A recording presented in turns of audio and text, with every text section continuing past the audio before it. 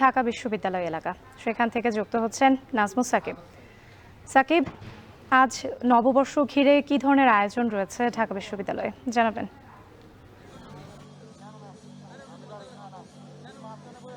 রাত্রি, আপনি জানেন যে আজকে সকাল থেকে কিন্তু যেই নববর্ষের উদযাপন সেটা কিন্তু ঢাকা বিশ্ববিদ্যালয় এলাকা ঘিরেই বিশাল এক র্যালি হয়েছে। সেই র্যালি প্রায় 1 থেকে 1.5 ঘন্টা পর কিন্তু শেষ হয়েছে এবং মানুষজনের সমাগম সেটা কিন্তু আসলে কমেনি।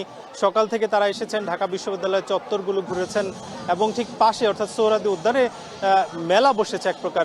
সেখানে কিন্তু নানা ধরনের পসরা বসানো হয়েছে এবং ছোট বড় কিংবা সবাই আসলে যেই নতুন বর্ষ সেই বর্ষকে উদযাপনের জন্য একেবারে একীভূত হয়েছেন। এবং সোহরাওয়ার্দী উদ্যানে যদি আমরা একটু দেখাতে চাই যে এখানে কিন্তু নাগরদোলা কিংবা ছোটদের জন্য যে রাইডগুলো রয়েছে সেই রাইডগুলোতে কিন্তু ছোটরা উঠছেন, এছাড়াও বড়রা যেসব রাইডে ওঠা যাচ্ছে সেসব উঠছেন এবং তার জন্য রীতিমতো একেবারে লাইন ধরে যাচ্ছে আমরা দেখতে পাচ্ছি।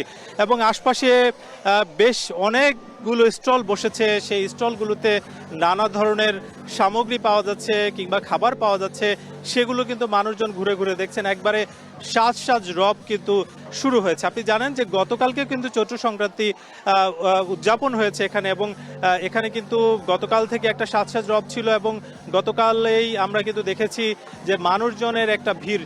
এবং আজকে যেহেতু নববর্ষ এবং বর্ষকে ঘিরে অর্থাৎ আজকে যেহেতু ছুটির দিন, মানুষজন কিন্তু তারা আসছেন এবং এসে তাদের পরিবার পরিজন নিয়ে নতুন যেই বছর সেটা কিন্তু উদযাপন করছেন। এবং এই উদযাপনকে ঘিরে আসলে আমরা দেখতে পেয়েছি যে ঢাকা বিশ্ববিদ্যালয় এলাকায় যেমন নিরাপত্তা ব্যবস্থা একেবারে কয়েক স্তরে রাখা হয়েছে এবং সোহরাওয়ার্দী উদ্যানেও কিন্তু দেখেছি যে সেখানেও কিন্তু নিরাপত্তা ব্যবস্থা পর্যাপ্ত ছিল।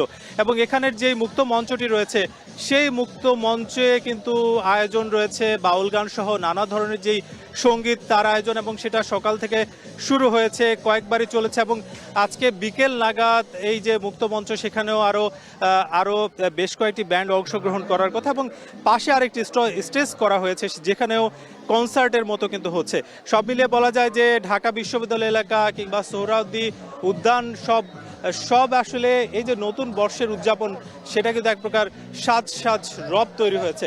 এখানে যারা আছেন তাদের সঙ্গে আমাদের কথা হয়েছে, তারা যেটা জানাচ্ছেন যে এই বর্ষকে ঘিরে তারা আসলে উদযাপন করতে চান, যেটা আসলে আগে কতটা হতো এবার আসলে তারা কিন্তু ঠিকঠাক মতোই উদযাপন করছেন বলে আমাদেরকে জানাচ্ছেন এবং নানা ধরনের যে বৈচিত্র্য সেটা কিন্তু এবার ফুটে উঠেছে। এই ছিল ঢাকা বিশ্ববিদ্যালয় থেকে সবশেষ। বিশ্বের সবচেয়ে মজবুত আরএফএল